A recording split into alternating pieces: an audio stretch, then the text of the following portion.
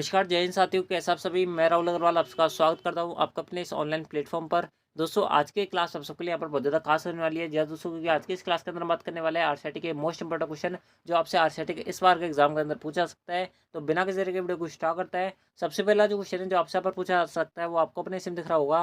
क्या बोला जा रहा है आपसे यहाँ पर बोला जा रहा है कि माइक्रो प्रोसेसर किस जनरेशन में पेश किया गया था। आपसे यहाँ पर पूछा जा रहा है, आपको इसका आंसर बताना है। बात कर लेते हैं ऑप्शन की। क्या ऑप्शन दे रखा है वो आपको दे रखा है प्रथम पीढ़ी, उसके बाद रखा आपको पर द्वितीय पीढ़ी, तृतीय पीढ़ी, उसके अंदर रखा आपको पर चतुर्थ पीढ़ी। मैं आपको बता दूं प्रथम पीढ़ी के अंदर तो आपके यहाँ पर वैक्यूम ट्यूब का इस्तेमाल किया गया था। द्वितीय पीढ़ी के अंदर आपके यहाँ पर ट्रांजिस्टर्स का इस्तेमाल किया गया था। बात कर लेते हैं तृतीय पीढ़ी की। तृतीय पीढ़ी के अंदर आपके यहाँ पर किसका इस्तेमाल किया गया था, आईसी चिप का इस्तेमाल किया गया था। एंड दोस्तों फोर्थ जो पीढ़ी थी यानी कि फोर्थ जनरेशन जो थी, इसके अंदर आपके यहाँ पर आईसी प्लस वीएलएसआई यहाँ पर तकनीक का इस्तेमाल किया गया था। एंड दोस्तों इनको कंबाइंड के अंदर हम क्या बोलते हैं, इनको कंबाइंड के अंदर हम किसके नाम से जानते हैं, माइक्रो प्रोसेसर के नाम से जानते हैं। इस बात को ध्यान रखना। यानी कि ऑप्शन जो 4 होगा ना वो हमारा इस क्वेश्चन का करेक्ट आंसर होगा। ठीक है, बढ़ते हैं आपका अगले क्वेश्चन तरफ। अगला क्वेश्चन आपसे यहाँ पर क्या बोल रहा है, अगला क्वेश्चन आपसे बोल रहा है कि कंप्यूटर की बुद्धिमत्ता यानी कि आईक्यू होता है। आपसे आप पूछा रहा है कि कंप्यूटर का जो आईक्यू होता है वो कितना होता है। बात कर लेते हैं ऑप्शन की। क्या ऑप्शन दे रखा है वो आपको दे रखा है 0, उसके अंदर रखा आपको पर 50, उसके बाद रखा आपको पर 100, उसके बाद रखा आपको यहाँ पर असीमित। दोस्तों मैं आपको बता दूं इसका जो करेक्ट आंसर होगा ना वो होगा आपका पर 0, क्योंकि कंप्यूटर के अंदर क्या नहीं होता, ब्रेन नहीं होता। क्या नहीं होता, ब्रेन नहीं होता। इस बात को ध्यान रखना। जो भी भाई बहन यहाँ पर असीमित बता रहे हैं उन सबका गलत है, सबके माइनस का 2 मार्क्स होंगे। इस बात को आप यहाँ पर याद रखना। यानी कि ऑप्शन जो पहला होगा ना जिसके अंदर आपका यहाँ पर क्या लिखा हुआ था, जिसके अंदर आपका यहाँ पर 0 लिखा हुआ था, वो हमारा इस क्वेश्चन का करेक्ट आंसर होगा। ठीक है, चलते हैं अगले क्वेश्चन तरफ। अगला क्वेश्चन आपसे यहाँ पर क्या बोल रहा है, अगला क्वेश्चन आपसे यहाँ पर बोल रहा है कि कंप्यूटर का सबसे मूलभूत प्रोग्राम कौन सा है। ठीक है, यानी कि सबसे बेसिक प्रोग्राम कौन सा होता है वो आपसे यहाँ पर पूछा जा रहा है। दोस्तों बात कर लेते हैं ऑप्शन की। क्या ऑप्शन आपको यहाँ पर दिए हुए हैं वो आपको दे रखा है ऑपरेटिंग सिस्टम, उसके बाद दे रखा आपको पर एप्लीकेशन सॉफ्टवेयर, उसके बाद दे रखा आपको पर सॉफ्टवेयर प्रोग्राम, उसके बाद दे रखा आपको यहाँ पर उपरोक्त में से कोई नहीं। दोस्तों मैं आपको बता दूँ कंप्यूटर का सबसे मूलभूत प्रोग्राम जो होता है ना वो आपके यहाँ पर क्या होता है, ऑपरेटिंग सिस्टम होता है। यानी कि ऑप्शन जो ए होगा ना वो हमारा इस क्वेश्चन का करेक्ट आंसर होगा। ठीक है, चलते हैं अगले क्वेश्चन तरफ। अगला क्वेश्चन आपसे यहाँ पर क्या बोल रहा है, अगला क्वेश्चन थोड़ा सा यहाँ पर क्लियर नहीं दिख रहा है, मैं आपको क्लियर दिखा देता हूँ। आई होप आपको आप क्लियर दिख रहा होगा। क्या क्वेश्चन पूछा जा रहा है अगले में, अगला पूछा जा रहा है कि आईआरसी का अभिप्राय क्या होता है। यानी कि आईआरसी की फुल फॉर्म आपसे यहाँ पर पूछी जा रही है। दोस्तों मैं आपको बता दूँ आईआरसी की फुल फॉर्म होती है इंटरनेट रिले चैट। जो फुल फॉर्म है वो आपको यहाँ पर डायरेक्ट याद रखनी पड़ेगी, इसका कोई शॉर्टकट नहीं है।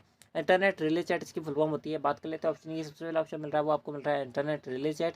यानी कि ऑप्शन जो ए है वो ये हमारा करेक्ट आंसर है। आगे हमें पढ़ने की जरूरत बिल्कुल भी नहीं है। ठीक है, बढ़ते हैं आपका अगले क्वेश्चन तरफ। अगला क्वेश्चन आपसे यहाँ पर क्या बोल रहा है, अगला क्वेश्चन आपसे यहाँ पर बोल रहा है कि खालिस्तान कंप्यूटर की एक नई भाषा है जिसमें वर्ल्ड वाइड वेब के लिए एनिमेशन और गेम्स के लिए बनाया गया है। यानी कि आपको बताना है कंप्यूटर की एक ऐसी कौन सी भाषा है जिसके अंदर हम गेम वगैरह खेल सकते हैं।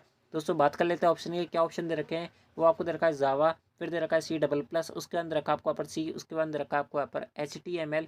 दोस्तों मैं आपको बता दूँ एक ऐसी भाषा जिसके अंदर आप यहाँ पर गेम वगैरह खेल सकते हो, वो आपकी कौन सी भाषा कहलाती है, वो आपके यहाँ पर जावा कहलाती है। बात करें HTML की, इसके द्वारा आप क्या क्या बनाई जाती है, वेबसाइट बनाई जाती है। इस बात को आप यहाँ पर याद रखना। ठीक है, आई होप आपको क्वेश्चन क्लियर होगा। चलते हैं आपके अगले क्वेश्चन पर। अगला क्वेश्चन आपसे आप बोल रहा है कि क्या बोल रहा है मेरे भाई, अगला क्वेश्चन आपसे आप बोल रहा है, थोड़ा क्लियर दिख रहा नहीं होगा, मैं क्लियर कर देता हूँ उसको। क्लियर दिख रहा होगा। अब आपसे आप बोल रहा है कि कीबोर्ड की मदद से यूज़र को डेटा खोजने की सुविधा उपलब्ध कराता है। यानी कि आपसे आप पूछा जा रहा है कि कीबोर्ड की मदद से कहाँ पर आप जो है अपना यूज़र अपना जो डेटा है वो खोज सकता है। आपसे आप पूछा जा रहा है। दोस्तों बात कर लेते हैं ऑप्शन की। क्या ऑप्शन मिल रहा है वो आपको मिल रहा है वेब ब्राउज़र, उसके बाद रखा आपको पर वेब सर्वर, उसके बाद रखा आपको पर सर्च इंजन, उसके बाद रखा आपको पर राउटर्स। दोस्तों मैं आपको 2 ऑप्शन देता हूँ। आपसे मैं पूछूँ कि आप जो है अपना डेटा किस पर खोजते हो, क्रोम पर या गूगल पर, किस पर खोजते हो, गूगल पर या क्रोम पर। आप जो कमेंट बॉक्स में इसका आंसर बताओ। दोस्तों मैं आपको बता दूँ आप अपना जो डेटा खोजता है, बहुत सारे बच्चे बोलेंगे क्रोम पर खोजता है। दोस्तों मैं आपको बता दूँ आप जो है अपना डेटा क्रोम पर नहीं खोजते। क्रोम तो एक ब्राउजर है, उसके अंदर गूगल नाम का एक सर्च इंजन है, वो आपको क्या करता है, डेटा खोज के देता है। यानी कि इनडायरेक्टली खोज कौन रहा है, गूगल खोज रहा है, नहीं खोज रहा, बिल्कुल खोज रहा है। यानी कि सर्च इंजन क्या करता है, किसी भी डेटा को खोजने की क्या करता है, सुविधा उपलब्ध करवाता है। यानी कि ऑप्शन जो सी होगा ना वो हमारा इस क्वेश्चन का करेक्ट आंसर होगा। ठीक है, चलते हैं अगले क्वेश्चन पर। अगला क्वेश्चन आपसे यहाँ पर क्या बोल रहा है, अगला क्वेश्चन आपसे बोल रहा है कि IAM का मतलब क्या है। क्या पूछ रहा है, IAM का मतलब क्या होता है। दोस्तों IAM की फुल फॉर्म आपसे यहाँ पर पूछी जा रही है। IAM की फुल फॉर्म होती है इंस्टेंट मैसेजिंग। क्या होती है, इंस्टेंट मैसेजिंग। ठीक है, मैसेजिंग होती है, क्या होती है, जिंग होती है, ING आएगा पीछे। ठीक है, इस बात को ध्यान रखना। यानी कि ऑप्शन जो बी होगा ना वो हमारा इस क्वेश्चन का करेक्ट आंसर है। ठीक है, चलता है अगले क्वेश्चन पर। अगला क्वेश्चन आपसे यहाँ पर क्या बोल रहा है, अगला क्वेश्चन आपसे बोल रहा है कि सीवीवी का पूरा नाम क्या है, यानी कि सीवीवी की फुल फॉर्म क्या होती है, वो आपसे यहाँ पर पूछी जा रही है। सीवीवी क्या होता है, आपका क्रेडिट कार्ड जो होता है ना और डेबिट कार्ड जो होता है उसके पीछे 3 डिजिट का जो अक्षर होता है हम उसे सीवीवी नंबर बोलते हैं। सीवीवी की फुल फॉर्म होती है कार्ड वैल्यू वेरिफिकेशन। क्या होती है, कार्ड वैल्यू वेरिफिकेशन। क्या होती है, कार्ड वैल्यू वेरिफिकेशन। ऑप्शन के बारे में बात कर लेते हैं। सबसे पहला ऑप्शन मिल रहा है वो आपको मिल रहा है कार्ड वैल्यू वेरिफिकेशन, नहीं, ऑप्शन ए इनकरेक्ट होगा। Card value verification option B जो होगा वो करेक्ट आंसर होगा। इस बात को आप यहाँ पर याद रखना क्योंकि इसके अंदर मिल रहा है हमें कार्ड वैल्यू वेरिफिकेशन। ऑप्शन जो बी है वो हमारा इस क्वेश्चन का करेक्ट आंसर है।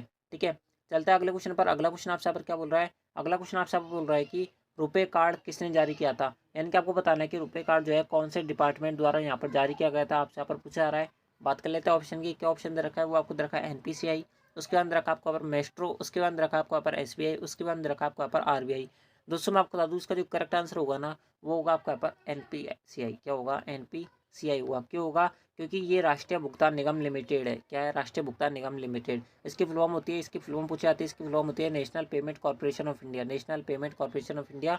मैंने आप सबके यहाँ पर सुविधा के लिए यहाँ पर लिख भी दिया फुल फॉर्म। तो दोस्तों आप जब आपको ये पीडीएफ मिलेगी तो दोस्तों आप इसके अंदर पढ़ सकते हो आराम से। ठीक है, ठीक है, तो दोस्तों बढ़ते हैं आपका अगले क्वेश्चन तरफ। अगला क्वेश्चन आपसे यहाँ पर क्या बोल रहा है, अगला क्वेश्चन आपसे यहाँ पर बोल रहा है कि राजस्थान सरकार ने स्कूल के शिक्षा में, यानी कि स्कूल के शिक्षा के स्तर को सुधारने के लिए डिजिटल वास्तविकता में बदलने के लिए शुरुआत की गई है। यानी कि राजस्थान सरकार द्वारा स्कूल के शिक्षा यानी कि स्कूल का जो लेवल है उसके अंदर जो एजुकेशन का लेवल है उससे बढ़ाने के लिए कौन सा डिजिटल प्लेटफॉर्म तैयार किया गया है, कौन सा डिजिटल प्लेटफॉर्म स्टार्ट किया गया है, वो आपसे यहाँ पर पूछा रहा है। दोस्तों बात कर लेते हैं ऑप्शन की। क्या ऑप्शन मिल रहा है, वो आपको मिल रहा है राज ई ज्ञान, उसके अंदर रखा आपका पर ज्ञान, उसके बाद में अगला ऑप्शन दे रखा है वो आपको दे रखा है राज ई समाधान, उसके बाद रखा आपका पर समाधान। दोस्तों मैं आपको बता दूँ उसका जो करेक्ट आंसर होगा ना वो होगा आपका पर राज ई ज्ञान। क्या होगा, राज ई ज्ञान, यानी कि ऑप्शन जो ए है वो हमारा इस क्वेश्चन का करेक्ट आंसर। राजस्थान सरकार द्वारा जो आपके यहाँ पर क्या चला गया है, प्लेटफॉर्म चलाया गया है, वो आपके यहाँ पर कौन सा शिक्षा से संबंधित राज ई ज्ञान है। वैसे नाम से पता चल रहा होगा, इसके अंदर कोई यहाँ पर दिक्कत तो आने वाली है नहीं आपको। ठीक है, नाम से पता चल रहा होगा, राज ई समाधान होगा नहीं। समाधान तो किससे निकालते हैं हम, शिकायत वगैरह दर्ज करते तो हम उसका निकालते हैं, तो इसका यह भी आंसर नहीं हो सकता था। यानी कि ऑप्शन जो पहला होता है वो हमारा इस क्वेश्चन का करेक्ट आंसर होता। ठीक है, चलता है अगले क्वेश्चन पर। अगला क्वेश्चन आपसे पर क्या बोल रहा है, अगला क्वेश्चन आपसे बोल रहा है कि नागरिक एसएसओ पंजीकरण किस विकल्प द्वारा कर सकता है, यानी कि अगर नागरिक को एसएसओ बनाना है तो किस प्रकार से बनवा सकता है। आपसे यहाँ पर पूछा जा रहा है, एसएसओ एक आईडी होती है, इस बात को आप यहाँ पर याद रखना।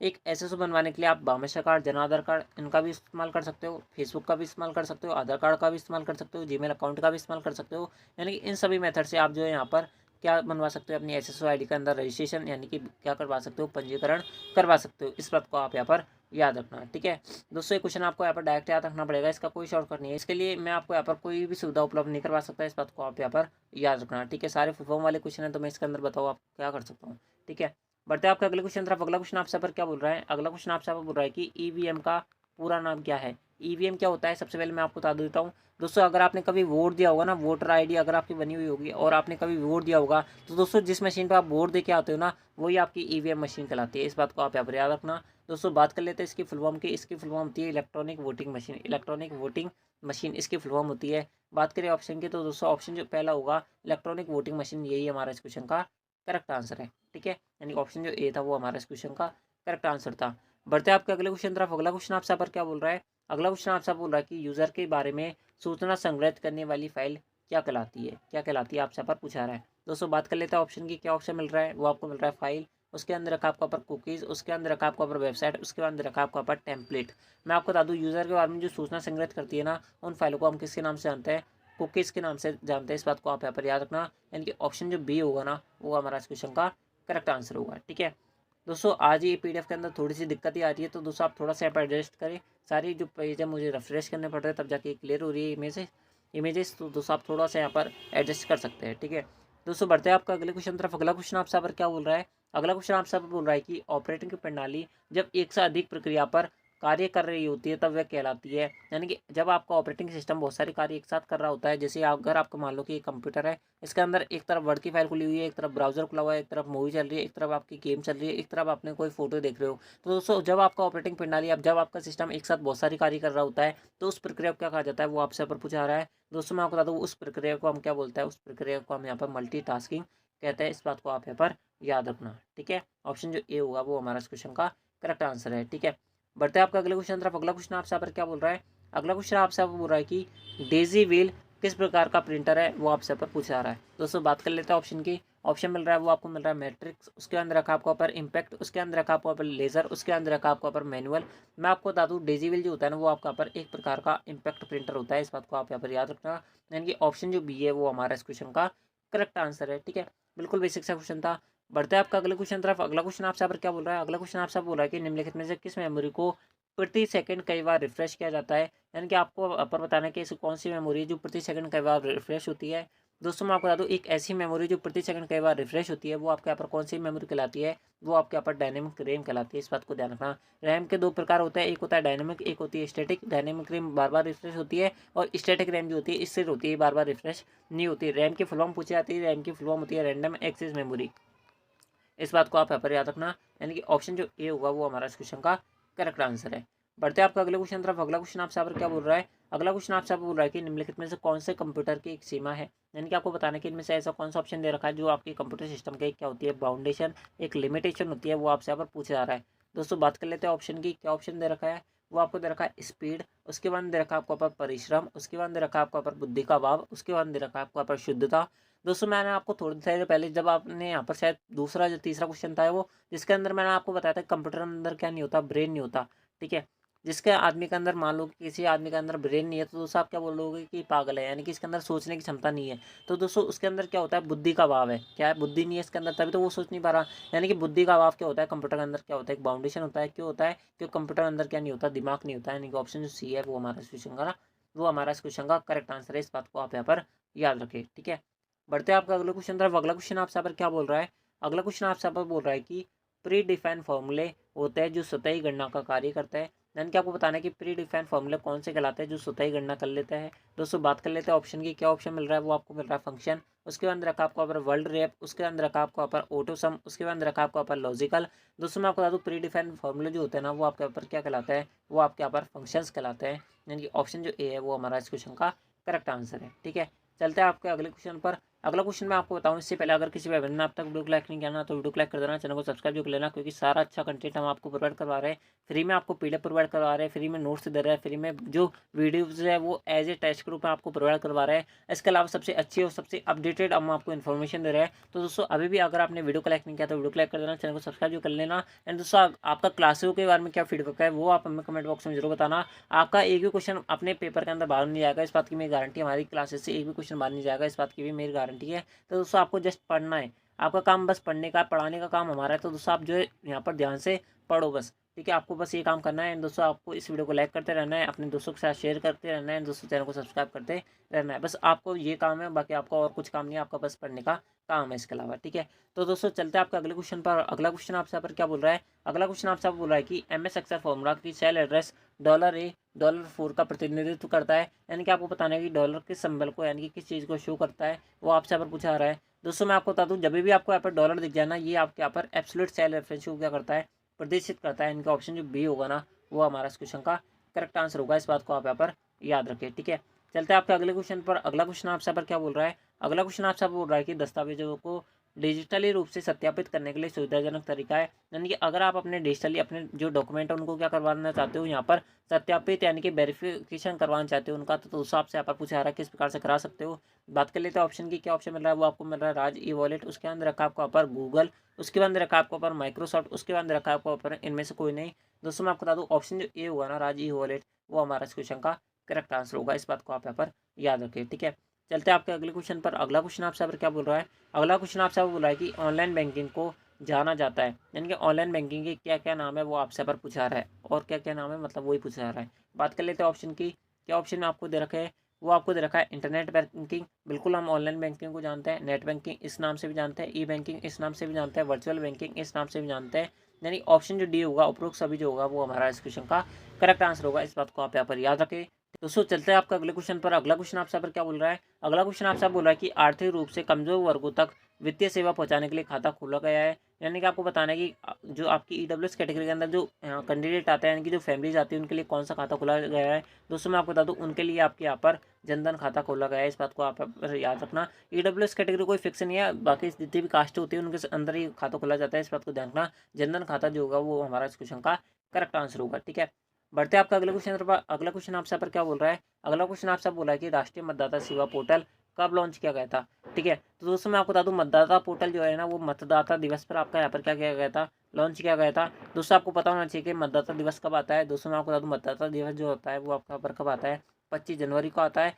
ठीक है, तो 25 जनवरी फिक्स है। तो दोस्तों मैं आपको बता दूं, 25 जनवरी 2015 को आपको क्या किया गया था, ये घोषित किया गया था। इस बात को आप यहाँ पर याद रखना। यानी कि पहला ऑप्शन नहीं होगा, ऑप्शन बी भी नहीं होगा, ऑप्शन सी भी नहीं होगा, ऑप्शन जो डी दिया हुआ होगा ना वो हमारा इस क्वेश्चन का करेक्ट आंसर होगा। इस बात को आप यहाँ पर याद रखें। ठीक है, चलते हैं आपके अगले क्वेश्चन पर। अगला क्वेश्चन आपसे बोल रहा है कि टेक्स्ट के सामने गोला स्टार आदि चिन्ह बने होते हैं उन्हें कहते हैं। दोस्तों मैं आपको बता दूं, टेक्स्ट के सामने जो आप देख पा रहे होंगे, जैसे इन ऑप्शंस के अंदर ABCD लिखा हुआ है, दोस्तों ये क्या कहलाता है, ये आपके यहाँ पर बुलेट्स कहलाते हैं। क्या कहलाते हैं, बुलेट्स कहलाते हैं। इस बात को आप यहाँ पर याद रखें। यानी कि ऑप्शन जो ए है वो हमारा इस क्वेश्चन का करेक्ट आंसर है। ठीक है, चलते हैं आपके अगले पर। अगला क्वेश्चन आपसे पर क्या बोल रहा है, अगला क्वेश्चन आपसे बोल रहा है कि करंट प्रेजेंटेशन में नई स्लाइड इंसर्ट करने के लिए शॉर्टकट कुंजी क्या है। यानी कि आपकी प्रेजेंटेशन अभी वर्तमान में चल रही है, उसके अंदर अगर आपको यहाँ पर न्यू स्लाइड जोड़नी है तो दोस्तों आप किस प्रकार से जोड़ सकते हो, वो आपसे यहाँ पर पूछी जा रही है। दोस्तों बात कर लेते हैं ऑप्शन की। क्या ऑप्शन रखा है, Ctrl+O, या इनकरेक्ट होगा। दोस्तों मैं आपको बता दूं, इसका जो करेक्ट आंसर होगा ना वो होगा आपका यहाँ पर Ctrl+M। यानी कि ऑप्शन जो बी होगा ना वो हमारा इस क्वेश्चन का करेक्ट आंसर होगा। इस बात को आप यहाँ पर याद रखना। इसके माध्यम से आप जो करंट प्रेजेंटेशन क्या जोड़ सकते हो, नई स्लाइड जोड़ सकते हो।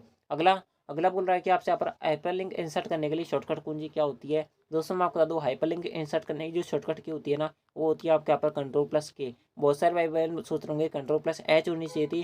दोस्तों मैं आपको बता दूं, Ctrl+H जो होती है ना ये आपके यहाँ पर शॉर्टकट कुंजी नहीं होती। ये किसकी होती है, ये आपके यहाँ पर फाइंड एंड रिप्लेस की होती है।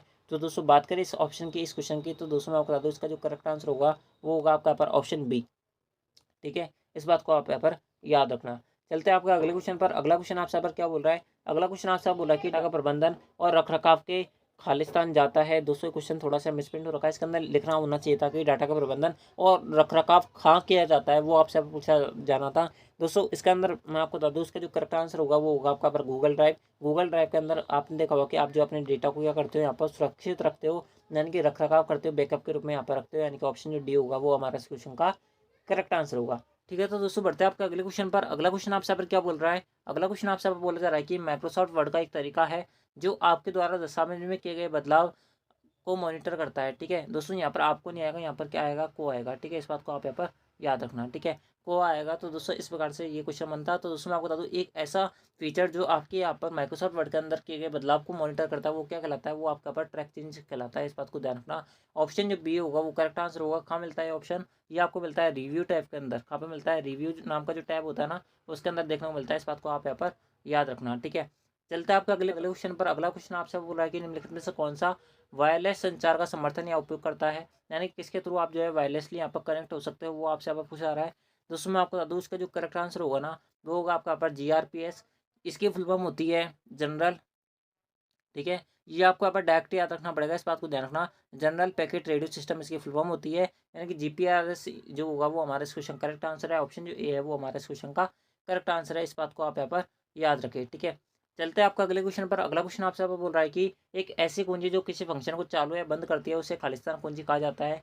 दोस्तों एक ऐसी कुंजी जो किसी फंक्शन को चालू या बंद करती है, दोस्तों वो कुंजी जो कहलाती है वो आपके यहाँ पर टॉगल कुंजी कहलाती है। कौन सी कुंजी कहलाती है, टॉगल कुंजी कहलाती है। इस बात को आप यहाँ पर याद रखना। यानी कि ऑप्शन जो सी होगा वो हमारा इस क्वेश्चन का करेक्ट आंसर होगा। ठीक है दोस्तों, ये क्वेश्चन आपको यहाँ पर डायरेक्ट याद रखना पड़ेगा, इसका कोई इलाज नहीं है। अगर इलाज होगा यानी कि जितना क्वेश्चन समझाया जा सकता है उतना मैं आपको यहाँ पर समझाने का पूरा ट्राई करूंगा। तो दोस्तों आप इसके अंदर कोई चिंता मत लेना।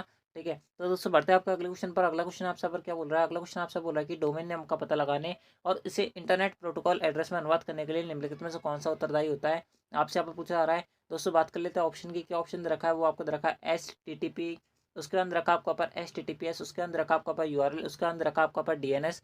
दोस्तों मैं आपको बता दूँ, डोमेन नाम का जो अनुवाद करता है वो आपका पर DNS कहलाता है। और DNS की फुल फॉर्म होती है डोमेन नेम सिस्टम। क्या होती है, डोमेन नेम सिस्टम। यानी कि ऑप्शन जो डी होगा वो करेक्ट आंसर होगा। चलते हैं अगले क्वेश्चन पर। अगला क्वेश्चन आपसे बोल रहा है कि MS वर्ड में खालिस्तान विकल्प पेज की सामग्री के पीछे फीकी पार्ट यानी कि घोस्ट टेक्स्ट सम्मिलित करने के लिए प्रयोग किया जाता है। दोस्तों घोस्ट टेक्स्ट है यानी कि जिस प्रकार से आप टेक्सचर का पीछे घोस्ट टेक्स्ट देख पा होंगे, जिस प्रकार के जो टेक्स्ट होता है इसे हम किस नाम से जानते हैं, किस प्रकार से आप इसे सम्मिलित कर सकते हैं, वो आपसे यहाँ पर पूछा जा रहा है। दोस्तों मैं आपको बता दूँ, आप जो है इसे यहाँ पर वाटर मार्क के थ्रू क्या कर सकते हो, इंसर्ट कर सकते हो। यानी कि ऑप्शन जो ए होगा वो हमारा क्वेश्चन का करेक्ट आंसर होगा। ठीक है, चलते हैं अगले पर। अगला बोल रहा है आपसे यहाँ पर निम्नलिखित में से कौन सा फंक्शन MS एक्सेल 2010 में टेक्स्ट स्ट्रिंग के लंबाई मापने के काम आता है। टेक्स्ट स्ट्रिंग के जो लंबाई नापने के जो काम आता है ना, वो कौन सा फॉर्मूला कहलाता है, वो आपके यहाँ पर फॉर्मूला कहलाता है लेन। कौन सा कहलाता है, लेन कहलाता है। इस बात को ध्यान रखना। यानी कि ऑप्शन जो सी होगा वो करेक्ट आंसर होगा। सारे अक्षर जो आएंगे वो कैपिटल में आएंगे। इस बात को भी आप यहाँ पर याद रखना, ठीक है। चलते हैं आपके अगले क्वेश्चन पर। अगला क्वेश्चन आपसे यहाँ पर क्या बोल रहा है, अगला क्वेश्चन आपसे बोल रहा है कि मॉनिटर के रिजोल्यूशन से आप क्या समझते हो। दोस्तों मॉनिटर की जो गुणवत्ता होती है ना, रेजोल्यूशन हम उसे बोलते हैं, और इसे जो मापता है वो हम यहाँ पर मापते हैं पिक्सल पिक्सल पर इंच में, ठीक है। इस बात को आप यहाँ पर याद रखना। और बात करें इस क्वेश्चन की, तो दोस्तों आपको यहाँ पर सबसे पहला ऑप्शन रखा है, वो आपको रखा है पिक्सल्स की अधिकतम संख्या जो मॉनिटर की क्षैतिज और लंबवत प्रदर्शित होता है। ऑप्शन जो ए होगा वही करेक्ट आंसर होगा। आगे हमें पढ़ने की जरूरत नहीं है, क्योंकि जो आपका मॉनिटर होता है ना, उसकी जो गुणवत्ता नापी जाती है वो पिक्सल के अंदर नापी जाती है। यानी कि ऑप्शन जो ए होगा वो करेक्ट आंसर होगा। ये एक इनपुट डिवाइस नहीं होता, डिजिटल सिग्नल को एनालॉग में भी कन्वर्ट नहीं करता, स्थानीय पठनीय रूप भी प्राप्त नहीं करता, नहीं प्रदान नहीं करता, हार्ड कॉपी भी प्रदान नहीं करता, हार्ड कॉपी प्रिंटर प्रदान करता है, ठीक है। तो दोस्तों बढ़ते हैं आपका अगले पर। अगला क्वेश्चन आपसे बोल रहा है कि MS एक्सेल 2010 में फंक्शन विभाजक द्वारा विभाजित संख्या के शेषफलों को प्रदर्शित करता है। यानी कि आपको बताना है कि MS एक्सेल 2010 में ऐसा कौन सा फॉर्मूला है जो आपकी, जैसे कि अगर मैंने 2 को 5 से भाग दिया, तो दोस्तों आपका यहाँ पर 2 तो भागफल पे आ जाएगा, तो दोस्तों 4 और 1 क्या बचेगा आपके यहाँ पर, रिमाइंडर यानी कि शेषफल बचेगा। इस शेषफल को प्रदर्शित करने वाला कौन सा आपका यहाँ पर फंक्शन होता है, वो आपसे यहाँ पर पूछा आ रहा है। दोस्तों मैं आपको बता दूँ, जो आपका यहाँ पर फंक्शन काम आएगा वो आपका यहाँ पर कौन सा फंक्शन काम आता है, वो आपके यहाँ पर मोड फंक्शन काम आता है, ठीक है। निम्नलिखित में से कौन सा प्रोटोकॉल HTTP का उपयोग कंप्यूटर में सुरक्षित संचार के लिए करता है। यानी कि कौन सा प्रोटोकॉल यहाँ पर सुरक्षित वेबसाइट को दर्शाता है HTTP के अंदर। दोस्तों ये क्वेश्चन मैंने शायद आपको 15 से 20 बार बता दिया है कि जब भी HTTP के पीछे S लिखा आता है ना, तो दोस्तों वो एक सिक्योर वेबसाइट को शो करता है। इस बात को आप यहाँ पर याद रखना। UC नहीं होगा, इसका आंसर HTTPS होगा। यानी कि ऑप्शन जो सी होगा वो करेक्ट आंसर होगा। इसके अलावा एक सुरक्षित वेबसाइट की पहचान होती है कि उसके आगे एक ताले का निशान यानी कि एक पेडलॉक का चिन्ह आता है। इस बात को भी आप यहाँ पर याद रखना है, ठीक है। चलते हैं आपका अगले क्वेश्चन पर। अगला क्वेश्चन आपसे पर क्या बोल रहा है, अगला क्वेश्चन आपसे बोल रहा है कि खालिस्तान से विंडोज 10 में अपने डिवाइस एप्लीकेशन ऑनलाइन नेटवर्क पर साइन इन करने के लिए बायोमेट्रिक प्रमाणीकरण का एक सॉफ्टवेयर होता है। दोस्तों बायोमेट्रिक का जो प्रमाणीकरण का जो सॉफ्टवेयर होता है ना, वो आपके यहाँ पर विंडोज एल होता है। इस बात को ध्यान रखना। विंडोज वाई भी नहीं होता, विंडोज वाई भी नहीं होता, विंडोज कंप्यूटर भी नहीं होता। इस बात को ध्यान रखना। यानी कि ऑप्शन सी होगा वो हमारा इस क्वेश्चन का करेक्ट आंसर है। चलते हैं आपका अगले क्वेश्चन पर। अगला क्वेश्चन आपसे पर क्या बोल रहा है, अगला क्वेश्चन आपसे बोल रहा है कि ALU का पूरा नाम क्या होता है। यानी कि ALU की फुल फॉर्म क्या होती है, वो आपसे पर पूछा रही है। दोस्तों मैं आपको बता दूं, ALU की जो फुल फॉर्म होती है ना, वो होती है आपके यहाँ पर अर्थमेटिक लॉजिक यूनिट। क्या होती है, अर्थमेटिक लॉजिक यूनिट। आपके कंप्यूटर में जितने भी मैथ से रिलेटेड जो भी कैलकुलेशन की जाती है ना, वो आपके यहाँ पर यही करता है, ठीक है, यही डिवाइस करता है। इस बात को ध्यान रखना। यानी कि ऑप्शन जो ए होगा वो हमारा इस क्वेश्चन का करेक्ट आंसर है। अगला आपसे यहाँ पर बोल रहा है कि विंडोज 10 में विंडोज डिफेंडर क्या होता है। दोस्तों मैं आपको बता दूं, विंडोज डिफेंडर जो होता है ना, वो आपके यहाँ पर एक एंटीवायरस के तौर पर काम करता है। किसके तौर पर काम करता है, एंटीवायरस के तौर पर काम करता है। ये यहाँ पर बाय डिफॉल्ट आपको यहाँ पर अपने जो विंडोज़ होती है उसके अंदर आपको यहाँ पर ये देखने को मिलता है। यानी कि किसकी तरह काम करता है, एंटीवायरस की तरह काम करता है, रियल टाइम एंटीवायरस, ठीक है। यानी कि ऑप्शन जो ए है वो हमारा इस क्वेश्चन का करेक्ट है, ठीक है। बिल्कुल बेसिक बेसिक सा क्वेश्चन है। आपको ये क्वेश्चन जब याद हो जाएंगे तो दोस्तों आप सबके लिए भी बेसिक बन जाएंगे, इसके अंदर कोई दिक्कत नहीं आएगी, ठीक है। तो दोस्तों बढ़ते हैं आपका अगले क्वेश्चन पर। अगला क्वेश्चन आपसे क्या बोल रहा है, अगला क्वेश्चन आपसे बोल रहा है कि निम्नलिखित में से कौन सा विकल्प प्रस्तुति में एक से अधिक स्लाइड को सेलेक्ट करने में सक्षम बनाता है। अगर आप एक से अधिक स्लाइड सेलेक्ट करना चाहते हो तो दोस्तों आप किस प्रकार से कर सकते हो, आपसे पूछा रहा है। दोस्तों मैं आपको बता दूं, अगर आपको यहाँ पर एक से अधिक स्लाइड सेलेक्ट करनी है तो दोस्तों आपको यहाँ पर कंट्रोल को दबा के रखना है। उसके बाद में आपको माउस से जो जो स्लाइड सेलेक्ट करनी है उन पर क्लिक करना है। आपकी जो स्लाइड्स है वो आपके यहाँ पर सेलेक्ट हो जाएगी। इस प्रकार से आपका प्रोसेस चलता है। यानी कंट्रोल तो आपको होल्ड करके रखेगा, कंट्रोल इसमें भी नहीं है, इसमें भी नहीं है, इसमें है, इसमें नहीं है। यानी कि ऑप्शन जो सी है वो करेक्ट है, ठीक है।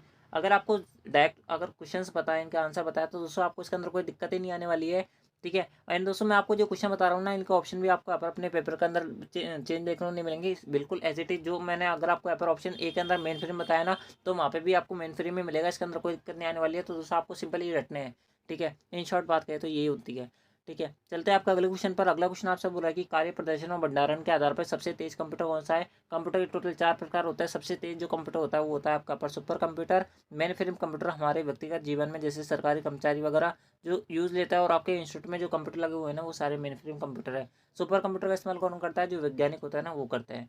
अगला बोल रहा है कि रैम द्वारा अधिक बार प्रयोग होने वाली सूचना को संग्रहित करने के लिए किस मेमोरी का उपयोग किया जाता है। दोस्तों रैम द्वारा जो सूचना अधिक बार यूज़ की जाती है, उससे यहाँ पर जो जिस मेमोरी के अंदर क्या किया जाता है, स्टोर किया जाता है, वो कौन सी मेमोरी कहलाती है, वो आपके यहाँ पर कैशे मेमोरी यानी कि कैश मेमोरी कहलाती है। इस बात को आप यहाँ पर याद रखना।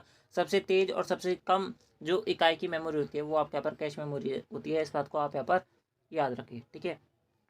चलते हैं अगले क्वेश्चन पर। अगला क्वेश्चन आपसे बोल रहा है कि कौन सा प्रिंटर अच्छी गुणवत्ता वाली वेक्टर ग्राफिक्स को छापने का काम आता है। दोस्तों एक ऐसा प्रिंटर जो अच्छी गुणवत्ता वाली वेक्टर ग्राफिक्स को छापता है वो आपके यहाँ पर कौन सा प्रिंटर कहलाता है? वो आपके यहाँ पर प्लॉटर कहलाता है। क्या कहलाता है? प्लॉटर कहलाता है। यानी कि ऑप्शन ए है वो हमारा इस क्वेश्चन का करेक्ट आंसर है। ठीक है दोस्तों, अगला क्वेश्चन मैं आपको यहाँ पे बताऊँ इससे पहले मैं आपको बता दूँ कि अगर किसी वेबिनार अब तक वीडियो को लाइक नहीं किया ना तो वीडियो को लाइक करें, चैनल को सब्सक्राइब जो करें। अगर आपने पहले वाली वीडियोस नहीं देखा तो उनको जरूर देखें, आपका नॉलेज के अंदर बहुत ज़्यादा वृद्धि होगी। इसके अलावा आपकी यहाँ पर आरसीआईटी के अंदर तो 90% अबव बनेगी, इस बात की मैं गारंटी दे रहा हूँ। तो दोस्तों आपको इसके अंदर कोई दिक्कत नहीं आने वाली है, बस आपको पढ़ना है। ठीक है दोस्तों, अगर आपने इसलिए अगर पहले वाली क्लासेज नहीं ली है तो उनको जरूर से देखें एंड दोस्तों अपनी तैयारी को यहाँ पर मजबूत करें। ठीक है, चलते हैं अगले क्वेश्चन पर। अगला क्वेश्चन आपसे बोल रहा है कि एक नेटवर्क है जो दुनिया में सभी कंप्यूटर को जोड़ता है। दोस्तों एक ऐसा नेटवर्क जो दुनिया में सब कंप्यूटर को जोड़ता है वो आपका पर इंटरनेट नहीं होता, इंटरनेट होता है। इंटरनेट के माध्यम से आप जो है वर्तमान में मुझसे जुड़े हुए हो, मैं कहाँ पर बैठा हूँ, आप कहाँ पर बैठे हो मुझे नहीं पता, लेकिन आपको ये भी नहीं पता कि मैं कहाँ पर बैठा हूँ। तो दोस्तों इस प्रकार से दुनिया पूरी जुड़ी हुई है इंटरनेट के सारे।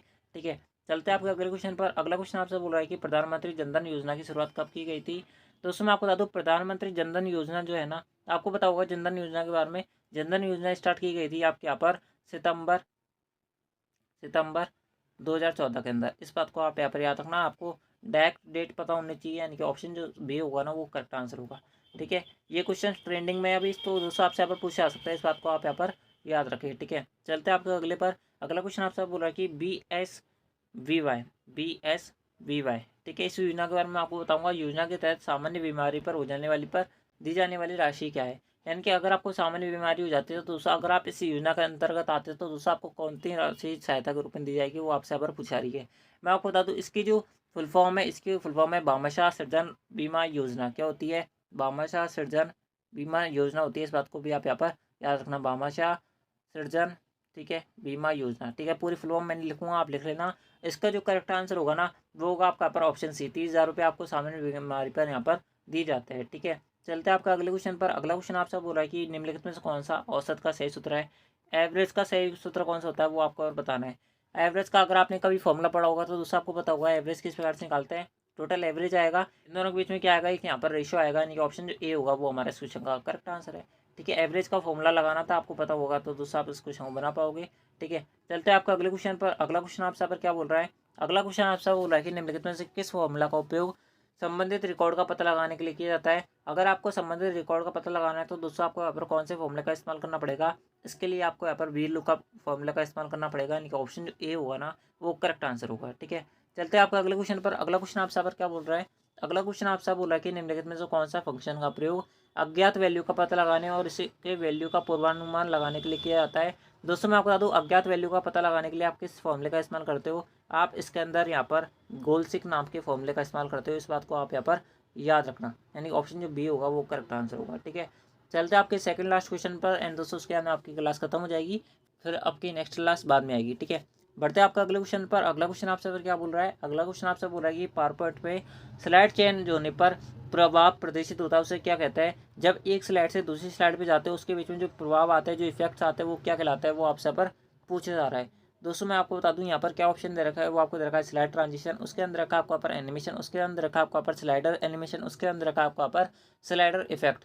मैं आपको बता दूं एक स्लाइड से दूसरी स्लाइड पे जाते हैं उसके बीच में इफेक्ट आता है ना उसे हम यहाँ पर स्लाइड ट्रांजिशन कहते हैं। इस बात को आप यहाँ पर याद रखना, यानी ऑप्शन जो ए है वो हमारा क्वेश्चन का करेक्ट आंसर है। ठीक है, बढ़ते हैं आपका अगले क्वेश्चन पर एंड दोस्तों अगला जो क्वेश्चन है वो हमारा आज की इस क्लास का, आज के इस वीडियो का सबसे लास्ट है, फाइनल क्वेश्चन है। क्या क्वेश्चन आपसे यहाँ पर बोला जा रहा है?